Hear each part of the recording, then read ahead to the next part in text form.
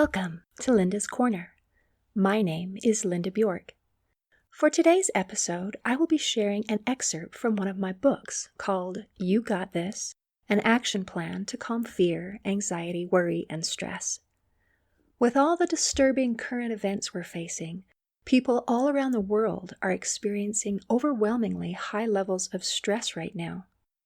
I feel strongly about the need to help empower people to be resilient and able to handle their problems.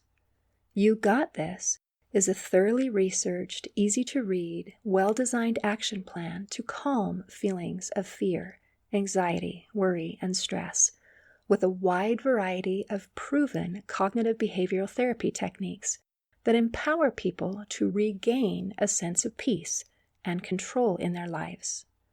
You Got This will show you how to decrease stressors, increase coping skills, increase confidence, increase resilience, and find solutions to your problems. The book is available in paperback and ebook formats on Amazon. Today's excerpt highlights one of the many tools shared in the book. These tools are part of the section of the book called Daily Action Steps. If we want to make positive changes in our lives, then learning new information simply isn't enough. Change requires action. I'm sorry to be the bearer of bad news, but there is no other way. However, it doesn't have to be hard, overwhelming, or take a lot of time. Rather than expecting someone to completely overhaul their lives overnight, these action steps are broken down into small, bite-sized pieces that are simple and short, so that they can be completed by real people who are living real lives. It's going to be okay. You got this. Here's the tool for today. Today's action step is a journaling exercise. Journaling is a great tool for coping with fear, anxiety, worry, and stress. There are many different types and purposes of journaling. Today, we're just going to take those worries and fears and get it out on paper. Why we're doing this exercise. Imagine an overinflated balloon. You can see the strain on the surface and know that it will explode at the slightest provocation. However, if some of the air is released, and it reduces that pressure from the balloon, it becomes more pliable and resilient. Likewise, if we're overinflated with worry, stress, fear, and anxiety, we can feel overwhelmed with the strain and pressure. However, if some of the emotional pressure is released, we become more pliable and resilient. We can better handle whatever situation we're in. There is a saying that a burden shared is a burden halved, and today we're going to relieve burdens by sharing them with a pen and paper. Multiple studies suggest that journaling is good for your mental health because it makes you more aware, improves perspective, and helps make problems feel more manageable. Journaling exercise instructions. Spend 20 to 30 minutes writing on one or more of the following prompts. I feel worried because. I feel anxious because. I feel fearful because. I feel stressed because. List everything you can think of. Just put the pen to paper and write whatever comes to your mind. Journaling and emotions. This may be an emotional experience. When we remember an event, our brain actually includes all the experiences that go with it, including how we felt at the time. Emotional states are part of our system of memory encoding and processing. Dr. Peter Vishton, a professor of psychology at William and Mary, teaches that human memory is often described in terms of two separate brain systems, short-term memory and long-term memory. When something happens to you, the event is first stored in the short-term memory. And if you want to remember it for a long time, it is then transferred from short-term into long-term. In some ways, it's like a computer. Our short-term memory is like a computer's random access memory, RAM, and the long-term memory is like the computer's hard drive.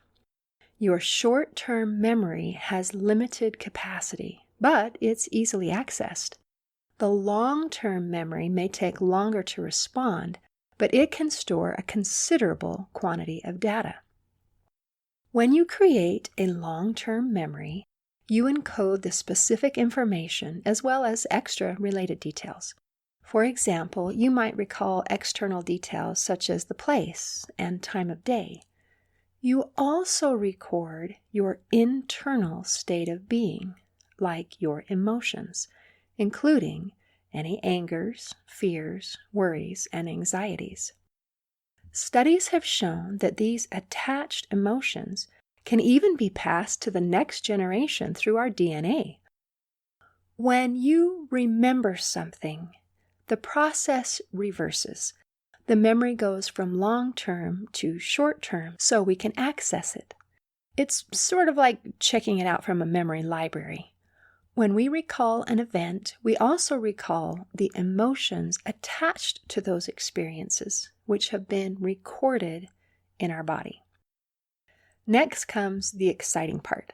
Research done by Dr. Meryl Kint and her colleagues at the University of Amsterdam shows that when a memory is checked out of our long-term memory, it is placed in a state of flux, a state in which it can be changed. The event and emotion are checked out as a group, but they can be separated, and when we check the memory back into the memory library, it no longer has that negative emotion attached. This process may be referred to as memory reconsolidation intervention. This means that there is a way to keep our memories and remove whatever scary, awful emotions we may have experienced at the time. Dr. Kint uses this groundbreaking research to treat phobias and PTSD. It might be a painful process to recall the event, which will initially also recall its attached powerful emotions. But with effort, the hurtful feelings can be released, and we don't have to store them in our bodies anymore. Somatic quieting. Because this journaling exercise may bring up negative emotions, which may in turn activate the body's stress response, we're going to do some somatic quieting afterwards to calm the body and the mind. You may choose from a couple of different options. You may try a mini meditation. Repeat either the virtual shield or loving kindness meditation from the morning routine, or even something else that you know from experience helps you turn on that relaxation response. How to do a mini meditation. There are many studies that verify that meditation eases anxiety and mental stress. Here's a mini meditation exercise that you can do anytime, anywhere, to help you calm down in just a few seconds. With your hands in front of you, line up the tips of your fingers of your left hand to the corresponding tips of the fingers of your right hand. Take 5 or more slow, deep belly breaths while pressing the fingertips against each other. Feel the pressure of the fingertips pressing together. Then, shake out your hands and relax them to your sides or your lap, and take a few more deep cleansing breaths. I hope you have enjoyed this excerpt from my book, You Got This, An Action Plan to Calm Fear, Anxiety, Worry, and Stress. I feel strongly about the need to help empower people to be resilient and able to handle their problems, so I will continue sharing excerpts from the book in other episodes of Linda's Corner. In closing, I'd like to share a quote from Diane Donovan, the senior reviewer at Midwest Book Review. She said, thank you for the opportunity to look at your fine title. I was pleased to read your excellent book, and I'm delighted to recommend it to others. See you next time on Linda's Corner.